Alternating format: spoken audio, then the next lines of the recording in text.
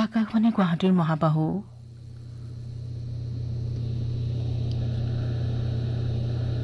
দৃষ্টিপাত।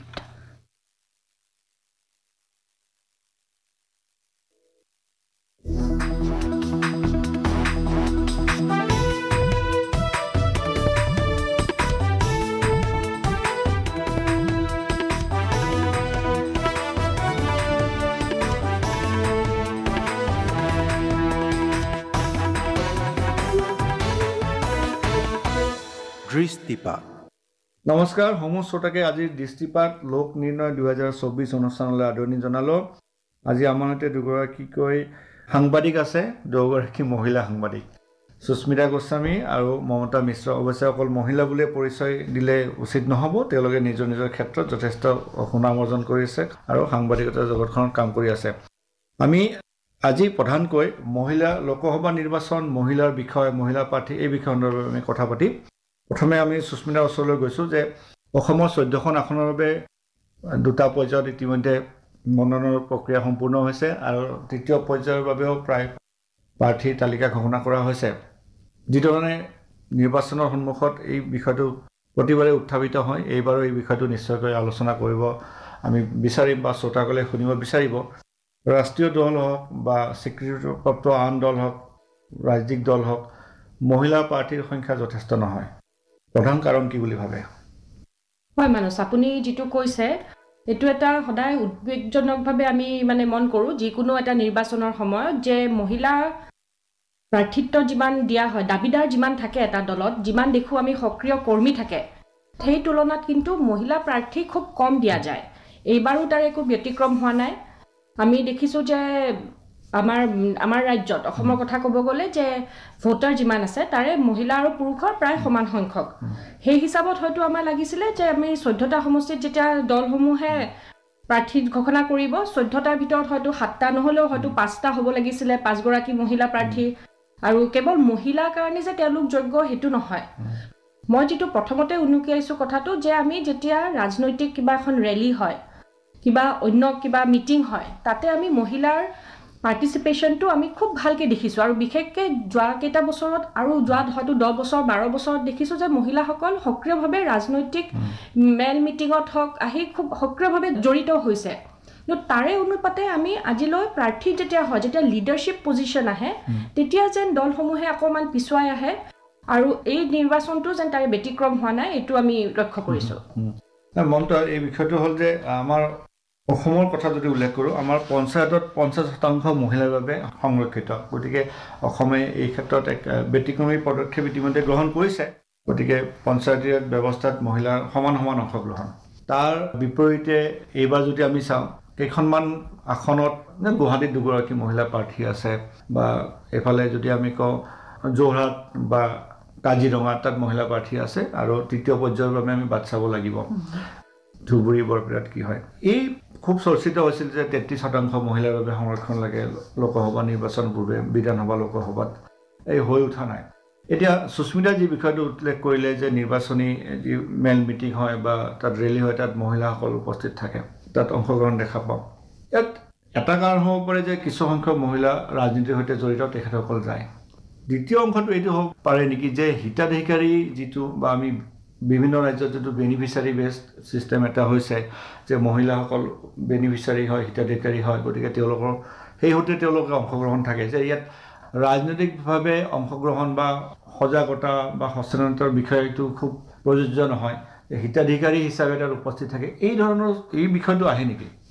হয় মানস, চাওক, আমি যদি আজি ৰাজনীতিক মেল মিটিঙৰ কথা কওঁ, তাতে যিমান নাৰীৰ সবলীকৰণ বা আপোনাৰ নাৰীৰ যিবিলাক বিষয় সেইবোৰ উত্থাপন কৰা হয়, নাৰী শক্তি হিচাপে পূজা কৰা হয়, তেওঁলোকক মেল মিটিঙত বহুত কথা কোৱা হয়। কিন্তু যেতিয়া আমি কাৰ্যক্ষেত্ৰত চাবলৈ যাওঁ, যেতিয়া প্ৰাৰ্থিত্ব দিয়াৰ কথা আহে, তেতিয়া ৰাজনৈতিক দলসমূহ পিছহুকি ৰয়, তেওঁলোকে দিব নোখোজে। কাৰণটো যদি আপুনি চাব যায় যে এৱেৰনেছ, বা যিটো আপুনি ক'লে যে তেওঁলোকৰ পলিটিকেল এৱেৰনেছ আছে নে নাই, কিন্তু কথাটো সেইটো কিছু এটা পৰ্যায়লৈকে হ'ব পাৰে, কিন্তু আজিকালিৰ যুগত এইটো সম্পূৰ্ণৰূপে নহয়। আমি আজিকালি দেখিছোঁ যে আমাৰ যিমান আমাৰ ৰাজনৈতিক দলসমূহ আছে, তেওঁলোকৰ সৰহসংখ্যক যি মুখপাত্ৰ তেওঁলোকে নাৰী লৈছে। তেওঁলোকে টিভিত ওলায় চৰ্চা কৰে গতিকে তেওঁলোকৰ আৰু মেল মিটিঙত তেওঁলোকে বহে সেইটো তেওঁ জানিবলৈ বহে বা জানে নিশ্চয় তেওঁলোকে ৰাজনৈতিকভাৱে তেওঁলোক এৱেৰ হয় সেইকাৰণে তেওঁলোকে যায় কিন্তু প্ৰাৰ্থিত্বৰ ক্ষেত্ৰত যিটো ৰাজনৈতিক দলসমূহে যিটো নকৰে তাৰ এটা ৰুট আমি ভাবিব পাৰোঁ যে সেইটো আমাৰ অলপ এটা ভাৰতীয় আপোনাৰ যিটো আমি মেণ্টেলিটি কওঁ যিটো নাৰীক ইমান এতিয়ালৈকে সম অধিকাৰ দিয়া নাই বহুত ক্ষেত্ৰত আৰু ইয়াৰ আটাইতকৈ ডাঙৰ উদাহৰণ ৰূপে আমি ক'ব পাৰোঁ যিটো নাৰীৰ যিটো ৰিজাৰ্ভেশ্যন উইমেন ৰিজাৰ্ভেশ্যন বিল 1996তে যিটো ইন্ট্ৰডিউচ হৈছিলে আমাৰ পাৰ্লিয়ামেণ্টত কিন্তু আজিলৈকে আৰু তাৰপিছত আপোনালোকে চাব ছাবচিকুৱেণ্টলি আটাইকেইটা পাৰ্টীয়ে চৰকাৰ গঠন কৰিলে কিন্তু এই বিলটো আজিলৈকে আপোনাৰ বাস্তৱিকতাত ৰূপায়ণ নহ'ল পাছ হৈছে ইমপ্লিমেণ্টেশ্যন ৰূপায়ণটো আজিলৈকে হোৱা নাই গতিকে আৰু বেনিফিচিয়াৰী স্কিমত মহিলাসকলক ঠিক আছে তেওঁলোকক টাৰ্গেট কৰা হয় কিন্তু মহিলাসকল সমানে ৰাজনৈতিকভাৱে সচেতন হয় আৰু যদি তেওঁলোকক এটা চান্স দিয়া যায় এটা তেওঁলোকক অপৰচুনিটি দিয়া যায় তেওঁলোক ডেফিনেটলি আগবাঢ়ি আহিব ইয়াৰ কাৰণ ৰাজনৈতিক পাৰ্টিসমূহে তেওঁলোকে উত্তৰদায়ী হয় যে কিয় তেওঁলোকে দিব খোজা নাই বা কি কাৰণ হ'ব পাৰে বা মহিলাসকলৰ উইনেবিলিটি যিটো মানে জিকাৰ সম্ভাৱনা তেওঁলোকে কম বুলি ভাবে নেকি সো ডেফিনেটলি আমাৰ যিবিলাক ৰাজনৈতিক দলসমূহ আছে তেওঁলোক উত্তৰদায়ী হয় যে কিয় মহিলাসকলে সমান ৰূপে বা বহুত কম অতি কম নগণ্য তেওঁলোকক প্ৰাৰ্থিত্ব দিয়া হয় কিন্তু আমাৰ যোৱা লোকসভা নিৰ্বাচনতো গুৱাহাটী আসনৰ প্ৰতি সকলোৰে চকু আছিলে যে দুগৰাকী মহিলা প্ৰাৰ্থীৰ মাজত প্ৰধান প্ৰতিদ্বন্দ্বিতা হৈছিলে সম্ভৱ এইবাৰো আমি সেই ধৰণৰে প্ৰতিদ্বন্দ্বিতা দেখা পাব পাৰোঁ আমাৰ দুগৰাকী মহিলা প্ৰাৰ্থীকে দুটা প্ৰধান ৰাজনৈতিক দলে ইয়াত প্ৰাৰ্থিত্ব ঘোষণা কৰিছে অৱশ্যে মনোনয়ন পত্ৰ দাখিল হোৱা নাই যদি আমি সৰ্বভাৰতীয় পৰ্যায়ত কথা পাতোঁ সুস্মিতা দেশৰ প্ৰধানমন্ত্ৰীয়ে মহিলা সবলীকৰণৰ বিষয়ে উল্লেখ কৰে কংগ্ৰেছ দলৰ এগৰাকী প্ৰধান নেত্ৰী মহিলা পশ্চিমবংগৰ মুখ্যমন্ত্ৰী ৰাজ্যখনৰ নেতৃত্বত এগৰাকী মহিলা আছে পূৰ্বে তামিলনাডুৰ জয়ললিতাৰ দৰে সবল নেত্ৰী আছিলে এই ৰাষ্ট্ৰীয় প্ৰেক্ষাপটত এই সকল নেতা নেত্ৰী যদি আমি উপস্থিতি লক্ষ্য কৰোঁ যে কি কাৰণত ভাবে যে মমতাই কোৱাৰ দৰে যে এই পৰ্যন্ত অতি নগণ্য তুলনামূলকভাৱে অতি কম মহিলা প্ৰাৰ্থিত্ব আগবঢ়োৱা হয় আৰু তাৰে ভিতৰতো তাতকৈও কম সংখ্যক প্ৰাৰ্থীয়ে লোকসভা বা ৰাজ্যসভাৰ ভিতৰত প্ৰৱেশ কৰিবলৈ সক্ষম হয় অলপ আগতে যিটো মমতাই মানে ইতিমধ্যে উল্লেখ কৰিছে তাৰে এটা খুব মূল গুৰি কাৰণ হ'ল যে আমাৰ সমাজ ব্যৱস্থাটো এইটো অকল অৱশ্যে ভাৰতৰ ক্ষেত্ৰতে নহয় পৃথিৱীৰ যিকোনো দেশতে দেখিব এটা এইটো মেল ডমিনেটেড বা এটা পুৰুষকেন্দ্ৰিক ব্যৱস্থাত হয় আৰু ৰাজনীতি হ'ল মূল চালিহা যিটোৱে গোটেই দেশখনৰ অৰ্থনীতিৰ পৰা সামাজিক ব্যৱস্থাৰ পৰা গোটেইখিনি নিৰ্ণয় কৰে হয়তো সেইকাৰণে আমি যিহেতু বহুত মানে আমি যুগ যুগ ধৰি দেখি আহিছোঁ যে তাতে অকল পুৰুষে এটা তাতে ডমিনেণ্ট ৰোল এটা প্লে কৰি আহিছে লাহে লাহে চেঞ্জ হৈছে আমি ভাৰতবৰ্ষ আমি অন্যতম এখন দেশ হয় যিখনত য'ত আমি স্বাধীনতাৰ লগত একে সময়তে পুৰুষ আৰু মহিলাক ভোটিং ৰাইটছ দিয়া হৈছিলে আমি বহুত সময়ত আমি কওঁ যে ইউৰোপিয়ান দেশবোৰ আমাতকৈ বহুত উন্নত কিন্তু এইটো খুব লক্ষণীয় কথা যে ভাৰতবৰ্ষ এনেকুৱা এখন দেশ য'ত আমি ইণ্ডিপেণ্ডেন্সত মহিলাক সমানে আমি ভোটিং ৰাইটছ দিছোঁ আমাৰ প্ৰধানমন্ত্ৰী আছিলে ইন্দিৰা গান্ধী খুব এগৰাকী সবল নেত্ৰী আছিলে আপুনি এতিয়া যি কোৱাৰ ধৰণে আজিৰ দিনত মমতা বেনাৰ্জী হওক আগতে আমি জয়ললিতাক দেখিছোঁ বা অন্যান্য আছে যাৰ নাম হয়তো এই মুহূৰ্তত মোৰ মনলৈ অহা নাই খুব সবল আমি মহিলা নেত্ৰী পাইছোঁ বৰ্তমান চৰকাৰত যদি কওঁ আমি ফাইনেন্স মিনিষ্টাৰ আছে সুস্মিতা স্বৰাজ আছিলে আমাৰ অসমতে চাব গ'লে আমাৰ বিত্তমন্ত্ৰী মহিলা এগৰাকী হয় আৰু তেওঁ মহিলাৰ কাৰণে কিন্তু বিত্তমন্ত্ৰী নহয় তেওঁৰ দক্ষতাত হৈছে কিন্তু মূল কথাটো হ'ল যে নেতৃত্বৰ মানে তেওঁলোকৰ মহিলাৰ যে নেতৃত্ব দিব পৰা হেতু গুণ নাই তেনেকুৱা নহয় কিন্তু কেলে হিত আগবাঢ়ি আহিব পৰা নাই খুব লাহে লাহে ব্যৱস্থাবোৰ সলনি হৈছে তাৰে কাৰণে আমি যিমান আমি ৰাজনৈতিক দলসমূহক আমি দায়বদ্ধ কৰিব লাগিব আমি সমাজ হিচাপতো আমি সমানে দায়বদ্ধ আমি এইটো প্ৰতিষ্ঠা কৰিব লাগিব যে মহিলা যেতিয়া আগবাঢ়ি আহিব আমি তেওঁলোকৰ লগত আছোনে নাই আমি সংবাদ মাধ্যমৰো আমাৰ এটা দায়িত্ব থাকিব যে মহিলা কেলে অহা নাই আগবাঢ়ি সেইটো চাব লাগিব যে অকল মিটিঙত চকী ভৰাবৰ কাৰণেহে মহিলা নেকি ৰেলীত অকল যাবলৈ কাৰণেহে মহিলা নেকি তেওঁলোকক যেতিয়া সমানে আগবঢ়াই দিয়া হয় তেওঁলোকে সেই নেতৃত্বটো প্ৰদান কৰিব পাৰিছেনে নাই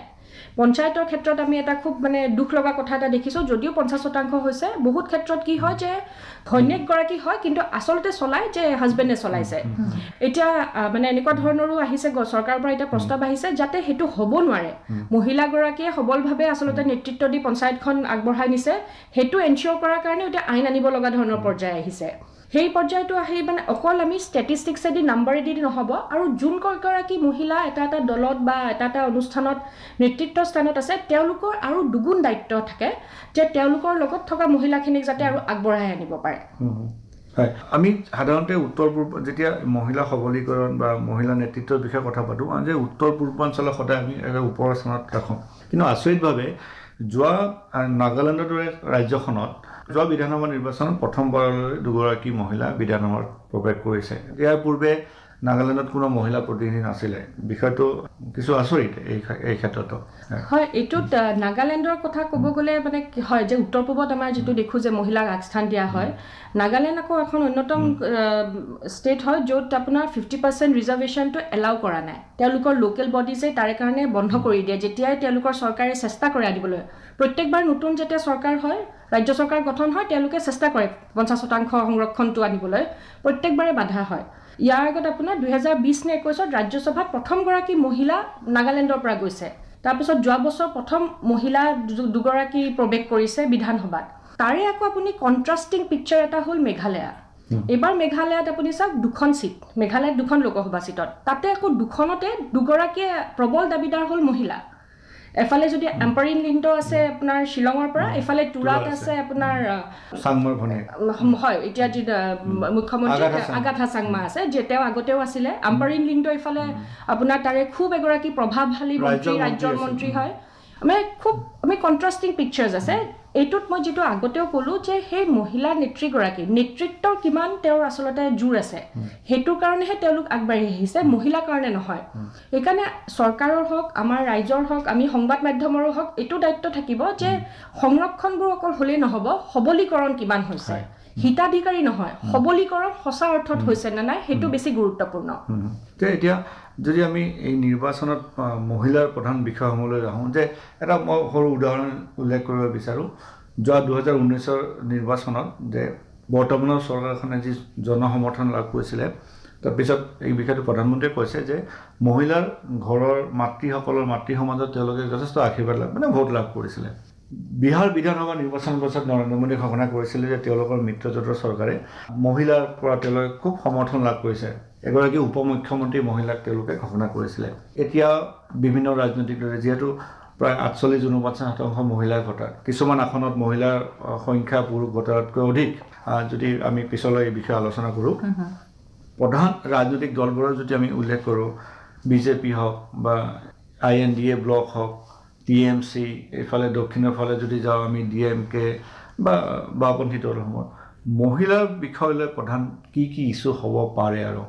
হয়, মহিলাৰ ইছ্যুজবিলাক আমি দেখিছোঁ যে ৰাজনৈতিক দলসমূহে মানে খুব ষ্টেৰিঅ'টিপিকেল ইছ্যুজবিলাক উত্থাপন কৰে।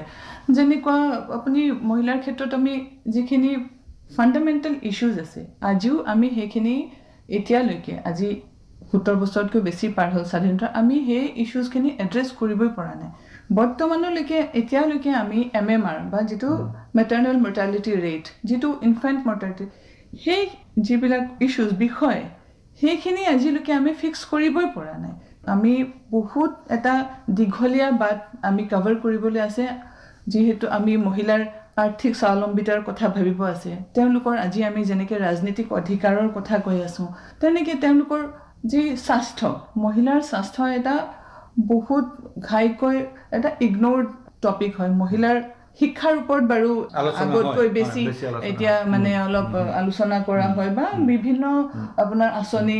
আহিছে যিটো মহিলা school drop out girl children বা তেওঁলোকৰ বেছিক হাইজিন। আপুনি চাওক, আজি আমি গৰ্ব অনুভৱ কৰোঁ যে আগতকৈ আমাৰ মহিলাৰ কাৰণে বেছি স্কুলসমূহত শৌচালয় আছে বা পাব্লিক টয়লেটছ আছে। কিন্তু আমি এইটোত বহুত দেৰি হৈ যোৱা নাই জানো? এই বস্তুখিনি আমি হয়তো স্বাধীনতাৰ হয়তো 15-20 বছৰৰ ভিতৰতে আমি এই বিষয়খিনি আগতে ঠিক ঠাক কৰি ল'ব লাগিছিল এতিয়া আমাৰ বহুত কথা আছে যিহেতু মহিলাৰ স্বাস্থ্য মহিলাৰ যি তেওঁলোকে অফিচ স্পেচত সিকিউৰিটি মহিলাৰ যিটো সুৰক্ষা বা পাব্লিক স্পেচত সুৰক্ষা তেওঁলোকৰ ডোমেষ্টিক ভায়োলেন্স যিটো আমাৰ ইস্যু আছে সেইটো এটা বহুত ডাঙৰ তেওঁলোক ঘৰৰ ভিতৰতে অত্যাচাৰ কৰা ঘৰৰ মানুহে নিজৰ স্বামীয়ে অত্যাচাৰ কৰে আৰু সেইখিনি তেওঁলোকে সহ্য কৰি আছে আৰু সেই কথাখিনি আজিলৈকে আমি তাৰ এটা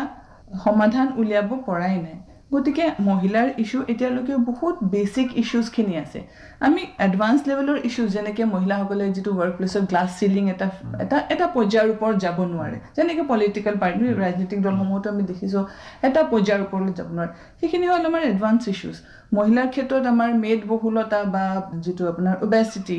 এটা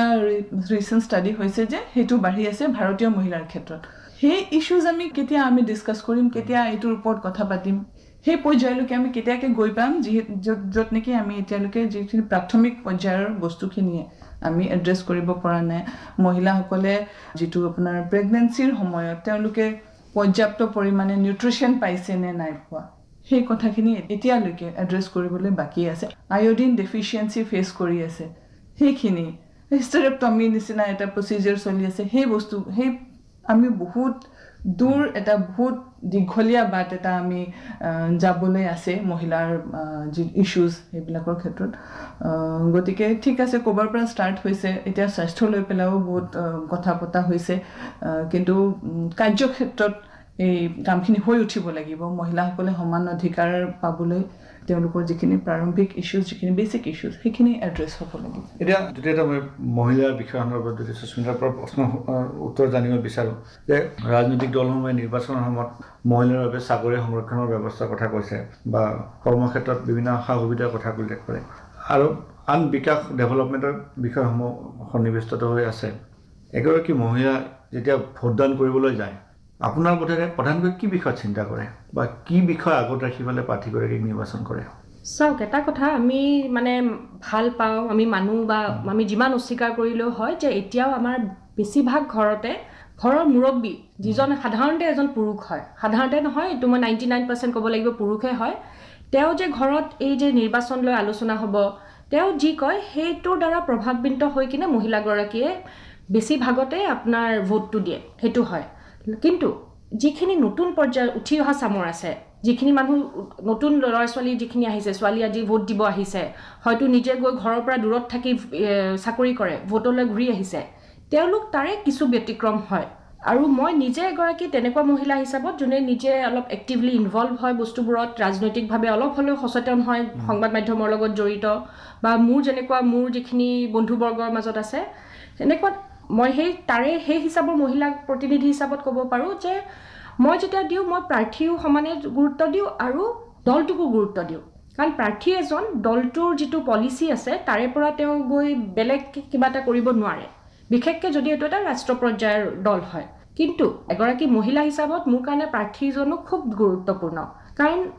মহিলা হিচাপত কিছুমান যিখিনি আমাৰ এস্পিৰেশ্যনছ আছে আমি যিখিনি তেওঁলোকৰ পৰা আশা কৰোঁ বহুত ডাঙৰ কাম নহয় যিখিনি একদম ৰাষ্ট্ৰ পৰ্যায়ত আপোনাৰ পলিচি ডিচিশ্যন বেলেগ হ'ব লাগিব সেনেকুৱা নহয় আমাক কি লাগে যে আমাৰ ৰাস্তা ঘাটবোৰ আমাৰ কাৰণে ছেফ হ'ব লাগে ষ্ট্ৰীট লাইটছকেইটা জ্বলিব লাগে যাতে ৰাতি মই 9-10 বজাত ঘৰলৈ ঘূৰি গ'লে কামৰ পৰা মোৰ ভয় নালাগে সেইটো কাৰণে আপুনি পাৰ্লিয়ামেণ্টত বিল উত্থাপন কৰিব নালাগে সেইটো গুৱাহাটী মিউনিচিপালিটি লেভেলত কৰিব পাৰে সেইটো কাৰণে যদি মোৰ বিধায়কজন বা মোৰ সাংসদজন সেইখিনি দায়বদ্ধ হয় মোৰ প্ৰতি তেওঁ মহিলা হ'ব পাৰে পুৰুষো হ'ব পাৰে তেতিয়া মোৰ সেইখিনি কাম হৈ যায় মোক সেইখিনি লাগে যে পাব্লিক ট্ৰান্সপৰ্টটো ছেফ লাগে মোক সময়ত মই পাইছোঁ ৰাতি 10টা বজাত আহিব লাগিলেও মই চিটি বাছখন পাইছোঁ মোক সেইখিনি লাগে সাধাৰণ বস্তুবোৰ ডাঙৰ বস্তু অফক'ৰ্ছ ডাঙৰ কথাবোৰো থাকিব আমাৰ মাজত কিন্তু এইখিনি সৰু কথা যিখিনি আমাৰ আচলতে আমাৰ ডে টু ডে লাইফত আমাক ইম্পেক্ট কৰে আমাৰ সেইখিনি খুব বেছি গুৰুত্বপূৰ্ণ আৰু মই মহিলা হিচাপত তেতিয়া মই নিশ্চয় এইটো চাওঁ যে সেই প্ৰাৰ্থীগৰাকীয়ে মোৰ হৈ কৰিব পাৰিবনে নাই মই এইখিনিতে এটা উদাহৰণ দিছোঁ অসম বিধানসভাৰ যোৱাটো কাৰ্যকালৰ কথা আংগুৰলতা ডেকা তেতিয়া MLA আছিলে এইটো খুব মানে এটা আমি লাজ লগা কথা দুখৰ কথাও হয় ক'ব গ'লে তেওঁ বিধায়ক হোৱাৰ পিছত তেওঁ মাতৃ হ'ল তাৰপিছত তেওঁ এদিন বিধানসভাত অন ৰেকৰ্ড উত্থাপন কৰিছে যে তেওঁ মানে অনুৰোধ কৰিছিলে স্পীকাৰক ব্ৰেষ্ট ফিডিং ৰুম এটাৰ কাৰণে সেইটো মই জনাত হৈও নুঠিলে বিধায়িকা এগৰাকীয়ে অন ৰেকৰ্ড যদি গৈ বিধানসভাত সেইটো উত্থাপন কৰাৰ পিছতো যদি হৈ নুঠে, বিধায়িকা এগৰাকীৰ কাৰণে নহয়, আমি বাকী সৰ্বসাধাৰণ মহিলাৰ কাৰণেতো আৰু বহুত আৰু সমস্যা আগত আছে। এই কথাটো সদায় যেন থাকি গ'ল। আৰু আপোনালোকৰ আজি হয়তো দৃষ্টিপাত অনুষ্ঠানতে যদি আমি এইটো প্ৰভাৱ আনিব পাৰোঁ যে য'ত গভৰ্ণমেণ্ট অফিচখিনি যদি আমাক সেইটো দেখুৱায়, আৰু তাৰে কাৰণে আমাৰ যিখিনি নিৰ্বাচিত প্ৰতিনিধি আছে, ইয়াৰ পৰা মই গুৱাহাটী সমষ্টিৰ ভোটাৰ হয়, ইয়াৰ আগতেও আমাৰ মহিলা সাংসদ আছিলে, এইবাৰো হয়তো মহিলা সাংসদে হ'ব। তেওঁলোকে বেছি উপলব্ধি কৰিব পাৰে মহিলা এগৰাকীৰ সমস্যা। তেওঁলোকৰ বাবে বিশেষভাৱে এটা অনুৰোধ হ'ব যে এনেকুৱা আমাৰ যিখিনি সমস্যা আছে সেইখিনি কৰে, আৰু আমি যেতিয়া প্ৰাৰ্থী এজনক ভোট দিবলৈ যাওঁ, আমাৰ যাৰ ওপৰত বিশ্বাস থাকে যে আমাৰ কথাখিনি বুজিব, আমাৰ সৰু সমস্যাখিনি কমচে কম তেওঁলোকে সমাধান কৰিবলৈ চেষ্টা কৰিব, সেই দিশত চাই ভোটদান কৰা যায় বহুত সময়ত। সুস্মিতাৰ এই উত্তৰটোৰ সৈতে জড়িত হৈ আছে বিষয়টো যে অৰ্থনৈতিকভাৱে কিমান ইণ্ডিপেণ্ডেণ্ট মহিলা এগৰাকী, যে আৰ্থিকভাৱে যদি মহিলাগৰাকী সবল হয়, বেংকত টকা থাকে, হাতত পইচা থাকে, বহুত সাংঘাতিকভাৱে নহয়, বাট সাধাৰণভাৱে যিটো আমাৰ কোৱা যায়, তেতিয়াহ'লে মহিলাগৰাকীৰ এটা আত্মবিশ্বাস আহে,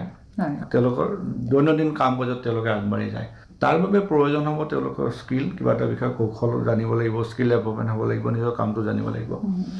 এই ৰাজনৈতিক দলসমূহে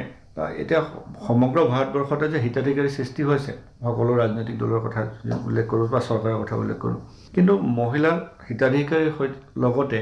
মহিলাৰ সবলীকৰণৰ ক্ষেত্ৰত, তেওঁলোকৰ কৌশল বিকাশ, দক্ষতা বৃদ্ধিৰ ক্ষেত্ৰত আৰু ৰাজনৈতিক দলসমূহৰ কি কৰিবলগীয়া আছে? হয়, চাওক, আজি এটা ষ্টাডি আছে যিটো জেণ্ডাৰ ডেভেলপমেণ্ট ইণ্ডেক্স বুলি কয়, GDI। GDI মানে জাজ কৰে 3টা বস্তুৰ ওপৰত, যিটো হ'ল health, education and command over economic resources.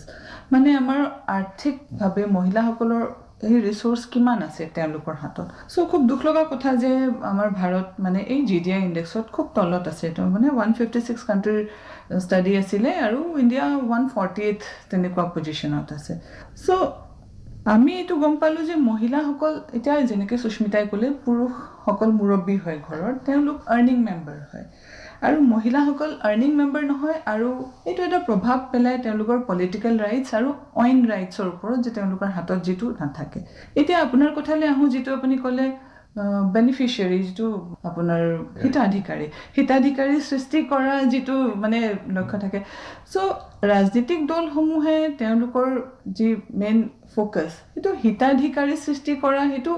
হ'ল আপোনাৰ ভোট কেন্দ্ৰিক ৰাজনীতি। হিতাধিকাৰী সৃষ্টি কৰিব, ভোট পাব। মহিলাসকলৰ ক্ষেত্ৰত চোৱা যায়, কিন্তু মাহত 1200 টকা এগৰাকীয়ে পালে হয়তো তেওঁলোকৰ কিছু ক্ষেত্ৰত কামত আহিব পাৰে,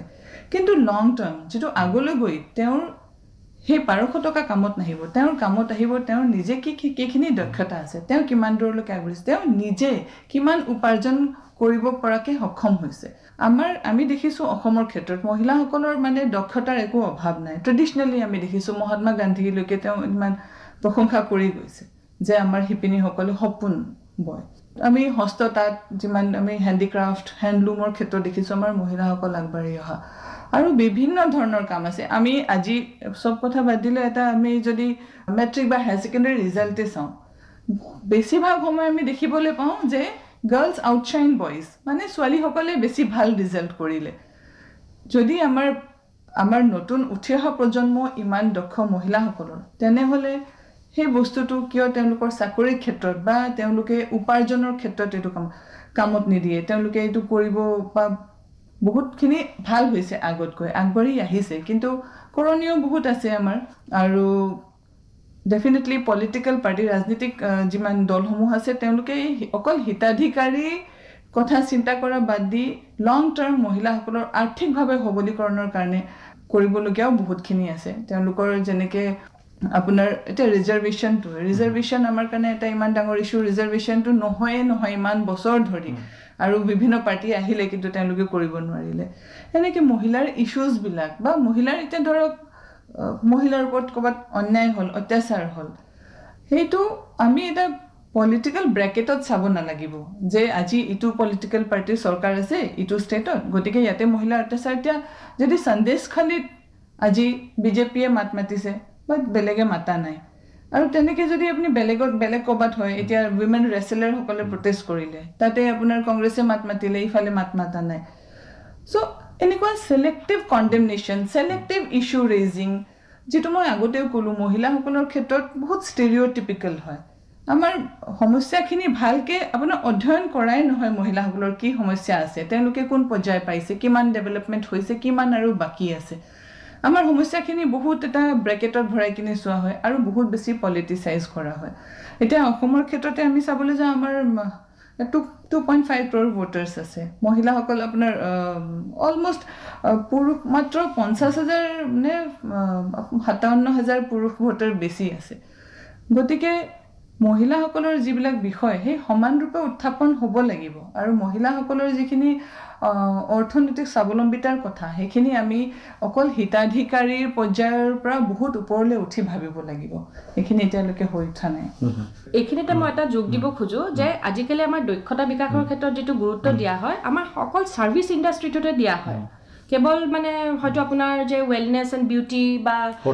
হোটেলত কেনেকৈ কাম কৰিব হস্পিটেলিটি ইন্ডাষ্ট্ৰিত হেতু অকল আমি লোয়েষ্ট ব্ৰেকেটটোতহে আমাৰ যেন কাম কৰা হৈছে য'ত মহিলাখিনি আগবঢ়াই দিয়া হৈছে এইখিনিত এটা আমাৰ চৰকাৰক ৰাজনৈতিক দলসমূহক মানে এটা আমাৰ আহ্বান থাকিব যে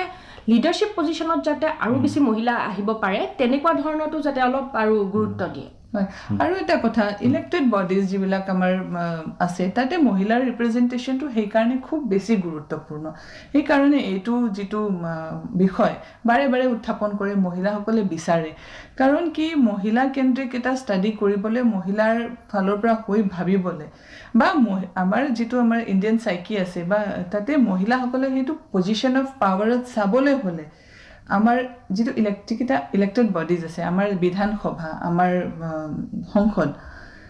তেওঁলোকত মানে এই ইলেক্টেড বডিবিলাকত মহিলাসকলক যেতিয়া মানুহে বেছিকে দেখা পাব মহিলাৰ যি দক্ষতা তাৰ ওপৰত মানুহৰ বিশ্বাস আৰু বেছি বাঢ়ি যাব আমি কেগৰাকী মান আমাৰ সবল নেত্ৰী আছিলে তেওঁলোকৰ কথা ইমানকে কৈ থাকো আপুনি ভাবি চাওক তেনেকুৱা যদি আৰু বহুত কেগৰাকী নেত্ৰী ওলাই আৰু উঠি অহা সৰু ছোৱালী তেওঁলোকৰ মনত কিমান মানে পজিটিভ এটা প্ৰভাৱ পেলাব সেই বস্তুখিনি আৰু ওভাৰঅল সাইকিটো কিমান চেঞ্জ হৈ যাব যদি আমাৰ সমানে মহিলাসকল দবদপাই থাকে যদি আমাৰ ইলেক্টেড বডিবিলাকত আৰু মহিলাৰ ডেফিনেটলি মহিলাৰ যি বিষয়বস্তু সেইখিনি উত্থাপন কৰোঁতে বহুতখিনি সহায় হ'ব যদি আমি লোকসভাৰ নিৰ্বাচনৰ বিষয়ে কথা পাতোঁ যে এইবাৰ মানে আটাইবোৰ ৰাজনৈতিক দলে সম্পূৰ্ণ তালিকা এই পৰ্যন্ত ঘোষণা কৰা নাই কিন্তু যদি আমি এই পৰ্যন্ত আমি চকু দিওঁ যে ভাৰতীয় জনতা পাৰ্টীয়ে 60খনৰ অধিক আসনত মহিলা প্ৰাৰ্থী থিয় কৰাইছে এইবাৰ কংগ্ৰেছে 30খনত আৰু টিএমচিয়ে 12খনত আৰু আন ৰাজনৈতিক দলৰ যদি মমতা হাতত তালি এখন দীঘলীয়া আছে ইয়াত সংযোগ কৰিব পাৰে আপোনাৰ বিজেপিয়ে 69 বৰ্তমানলৈকে আৰু কংগ্ৰেছে 29 মহিলা প্ৰাৰ্থী টিএমচিয়ে 12খন দিছে বৰ্তমানলৈকে অসমৰ ক্ষেত্ৰত আমি চাব গলে আমাৰ যিকিটা মেজৰ পলিটিক্যাল পাৰ্টি তাৰ মাজতে কংগ্ৰেছে দুগৰাকীক দিছে আৰু বিজেপি মাত্ৰ এগৰাকীক দিছে বৰ্তমানলৈকে যিখিনি তালিকা আমাৰ হাতত পৰিছে এতিয়া কেইগৰাকীমান প্ৰাৰ্থী মানে ডেফিনেটলি ইয়াত তাত কিছুমান বস্তু থাকিব যদি বলিউডৰ পৰা আহে খেলৰ পৰা আহে গতিকে সেইসকল প্ৰাৰ্থীৰ ওপৰত আমাৰ আলোচনা চলিবই গতিকে এবাৰ নতুনকৈ সংযোজন হৈছে গংগনা ৰাণাক যে বিজেপিয়ে মন্দিৰৰ পৰা প্ৰাৰ্থিত্ব আগবঢ়াইছে এই প্ৰশ্নলৈ মই এই ৰাজনৈতিক বিষয়টোলৈ মই আহিম এতিয়া যি প্ৰশ্নটোলৈ আহিছোঁ যে গংগনা ৰাণাৰ প্ৰাৰ্থিত্ব প্ৰদানৰ পিছত কংগ্ৰেছৰ এগৰাকী নেত্ৰীয়ে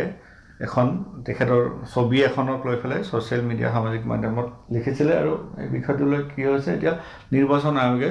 খুব এই বিষয়টোলৈ গৰিহণা দিছে এই ধৰণৰ কথা যে এটা নিশ্চয়কৈ যে ৰাজনৈতিক দলৰ মাজত প্ৰতিনিধিত্ব থাকিবই তাত কোনো নাই কিন্তু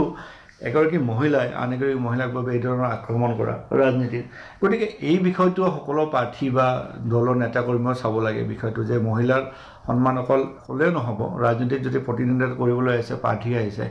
সেই পলিটিকেল স্পিৰিটটো তেওঁলোকে নিশ্চয় দেখাব লাগিব ইয়াৰ প্ৰয়োজন আছে এইটো আসলতে এই যেটো সমস্যা বুলি ক'ব লাগিব যে মহিলা এগৰাকী যেতিয়া এটা সামাজিক ব্যৱস্থাত আগবাঢ়ি আহে তেতিয়া তেওঁলোকৰ ওপৰত খুব বেছি এটা সেক্সুৱেল বায়াস এটা হয় গংগনা ৰাণাৱতৰ ক্ষেত্ৰতো এগৰাকী মহিলাই মমতা বেনাৰ্জীৰ বিৰুদ্ধে মন্তব্য আগবঢ়াইছিলে এগৰাকী হয় মানে মই জাষ্ট এটা মাত্ৰ উদাহৰণ দিছোঁ কেইবাগৰাকীও এই ধৰণৰ মানে এনেকুৱা নহয় যে কিবা কেৱল পুৰুষে টাৰ্গেট কৰি ল'ব ক'ব এনেকুৱা নহয় বহুত সময়ত মহিলাও দেখা যায় যে আন এগৰাকী মহিলাক কোৱা যায় এইটো আমাৰ এই সমাজ ব্যৱস্থাত যেটো আমাৰ এটা মনত সোমোৱা আছে যে মহিলা এগৰাকীক যদি টাৰ্গেট কৰিব লাগে ফাৰ্ষ্ট হ'ল আপোনাৰ ক্যাৰেক্টাৰ এছাচিনেশ্যন এটা লেভেলত কংগনা ৰাণাৱতৰ যিখন ফটো লৈ সুপ্ৰিয়া সিন্দে মোৰ যদি নামটো ভুল হোৱা নাই শ্ৰীনে কংগ্ৰেছ নেত্ৰী তেওঁ যিটো টুইট কৰিছিলে যে তেওঁৰ ফটোখন দি সেইটো আছিলে কংগনা ৰাণাৱতৰ সেইটো এটা পাৰ্চনেল স্পেচ আপুনি এজন পাব্লিক ফিগাৰ হ'লেও আপোনাৰ পাৰ্চনেল স্পেচ এটা থাকিব তেওঁ নিজৰ হিচাপত তেওঁ কৰিছে তেওঁ কথা সেইটো হয় আৰু যদি কিবা দেখিছোঁ যে হয়তো আপত্তিজনক হ'ব পাৰে আমাৰ কিবা সমাজত সেইটো কুপ্ৰভাৱ পেলাব পুলিচক কৈ কমপ্লেইন কৰিব পাৰে যে এইটো কাৰণে আমাৰ সামাজিক ব্যৱস্থাটো নষ্ট হৈছে কিন্তু মহিলা এগৰাকীক পাব্লিকলি ডিফেম কৰাটো সেইটো কোনো ধৰণৰ ৰাজনৈতিক মানে হ'ব নোৱাৰে আমি যেতিয়া ৰেছলাৰৰ যেতিয়া দেখিছিলোঁ সাক্ষী মালিক তেওঁলোকক মানে মহিলা হোৱাৰ কাৰণে বিশেষকৈও টাৰ্গেট কৰা গৈছিলে যে তেওঁলোকৰ ফটোখন কেনেকৈ কোন এংগেলৰ পৰা উঠাব কেনেকৈ সিহঁতক সেই ফটোখন উপস্থাপন কৰিব তেওঁলোকে কাৰ লগত আছে কাৰ লগত কোন ৰাজনৈতিক নেতাৰ লগত কথা পাতিছে সেইবোৰলৈ বিশেষভাৱে টাৰ্গেট কৰা হৈছে কিন্তু এটা ভাল কথা যে এই আমি দেখা পাইছোঁ যে এইবোৰ অলপমান কমি আহিছে বহুত এজন দুজন তাৰে মাজত ব্যতিক্ৰম আছে কিন্তু আগতকৈ বহুত সজাগ হৈছে এটা সময়তো মমতা বেনাৰ্জীৰ শাৰীখন লৈও বা তেওঁ যেনেকৈ এটা সাধাৰণভাৱে তেওঁ এটা নিজকে কেৰি কৰে বুলি কয় সেনেকুৱা সেইটোলৈও মানে উত্থাপন হৈছিলে সেই ধৰণৰ আজিকালি সেইবোৰ হয়তো আমি তাৰে পৰা অলপ আগুৱাই আহিছোঁ এতিয়া হয়তো আমি মহিলাক আৰু বহুত সময়ত দেখিছোঁ যে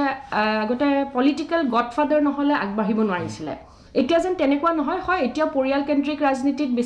বেছিভাগ মহিলা যিসকলে আগবাঢ়ি গৈছে তেওঁলোকৰ পৰিয়ালকেন্দ্ৰিক ৰাজনীতিৰ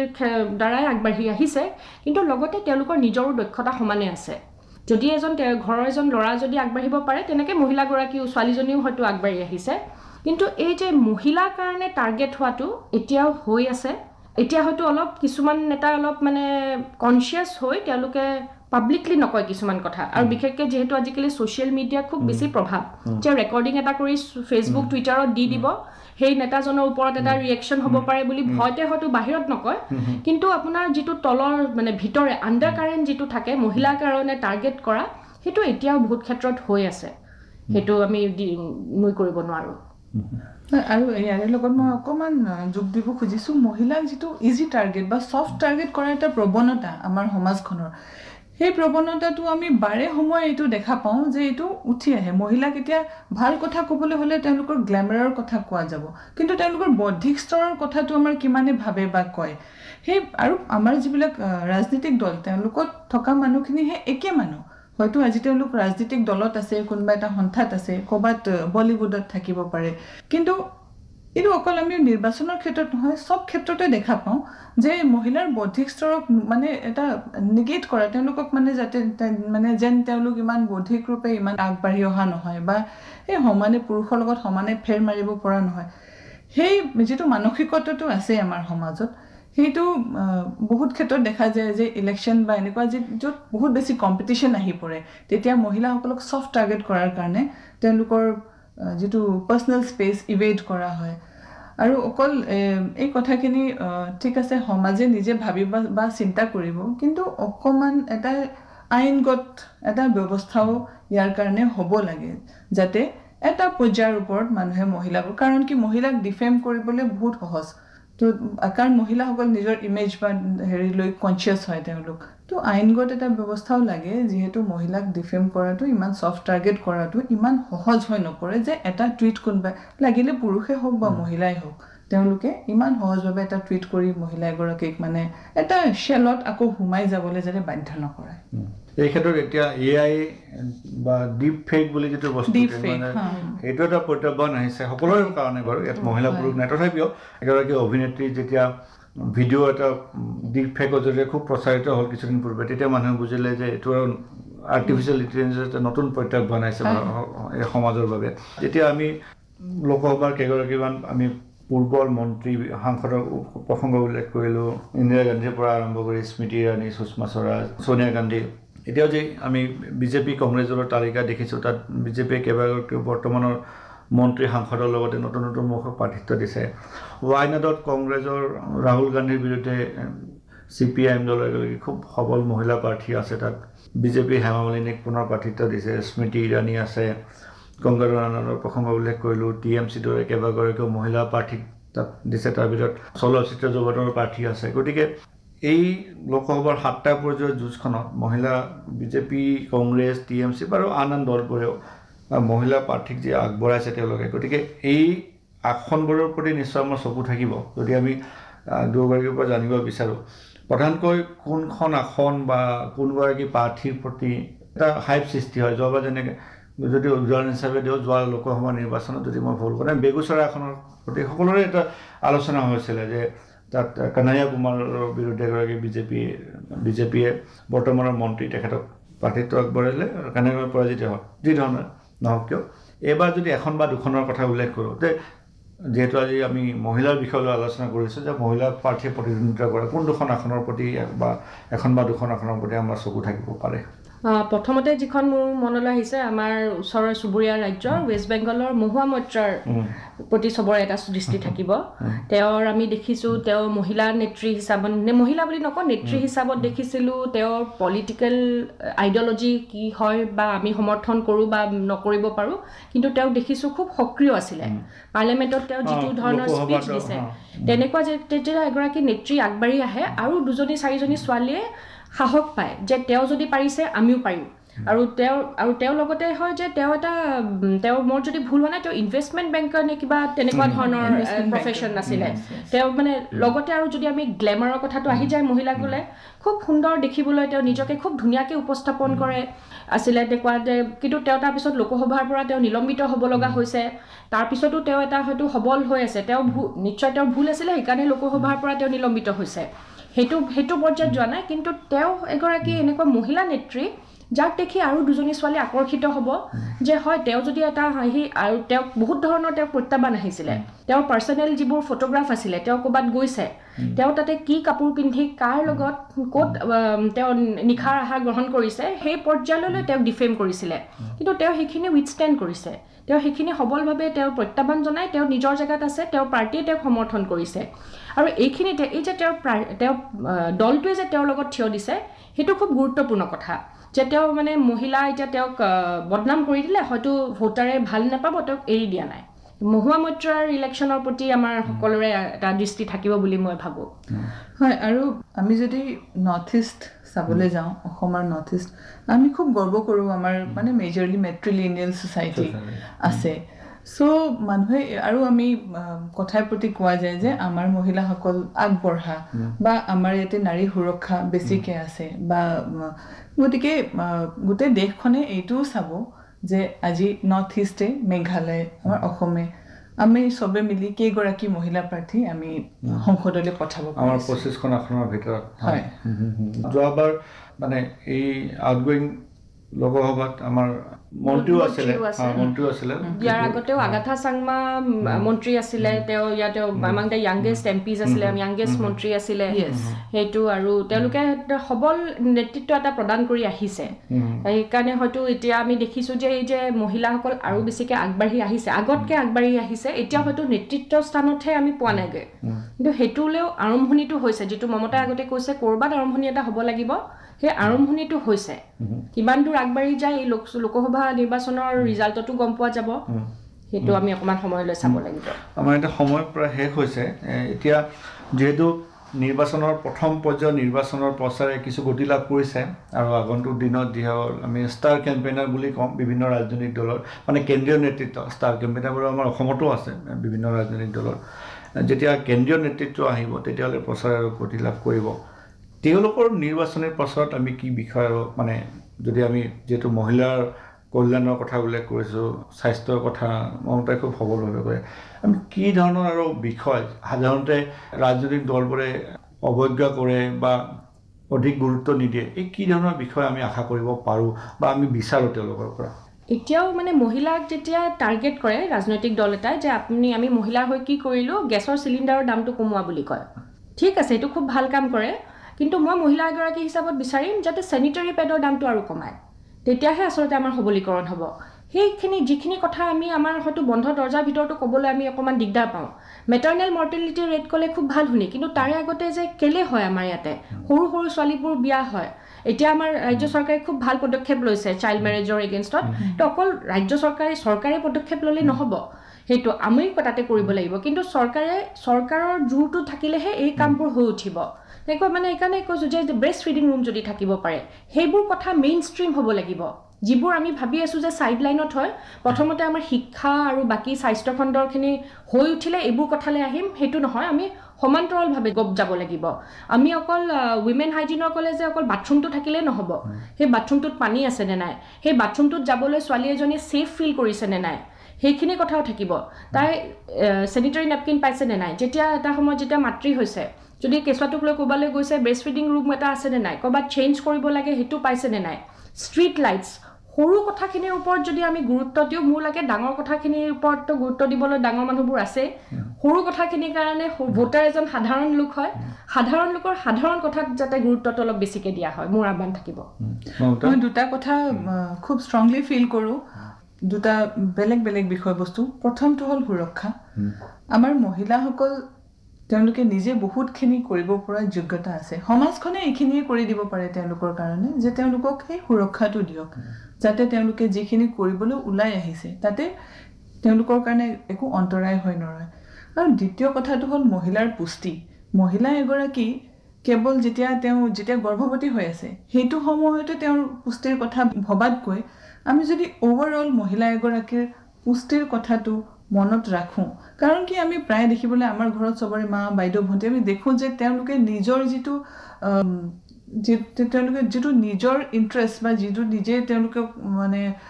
বা পুষ্টিৰ কথাটোৱে আমি মেজৰলি তেওঁলোকে এইটো ঘৰৰ কথাখিনি আগত ভাবে নিজৰ কথাখিনি পাছত ভাবে তো মহিলাসকলৰ কাৰণে স্বাস্থ্যৰ কথা ভাবিবলৈ যাওঁতে এগৰাকী সুস্থ মানে আমি চবেই জানো সুস্থ শৰীৰত সুস্থ মনৰ বাস তো মহিলাসকলৰ পুষ্টিৰ কথাটো আমি নতুনকৈ ভবাৰ প্ৰয়োজন আছে অকল গৰ্ভৱতী হোৱা সময় বা যেতিয়া তেওঁ কেঁচুৱা জন্ম দিয়ে সেইখিনি সময়ৰ বাহিৰেও কাৰণ কি মহিলাৰ স্বাস্থ্য যেতিয়া অৱনতিৰ ফালে যাব গোটেই সমাজখন অৱনতিৰ ফালে যাব আৰু তেওঁলোকৰ শিক্ষাৰ কথা আছে এই কথাখিনি আমি কেতিয়াও মানে আমাৰ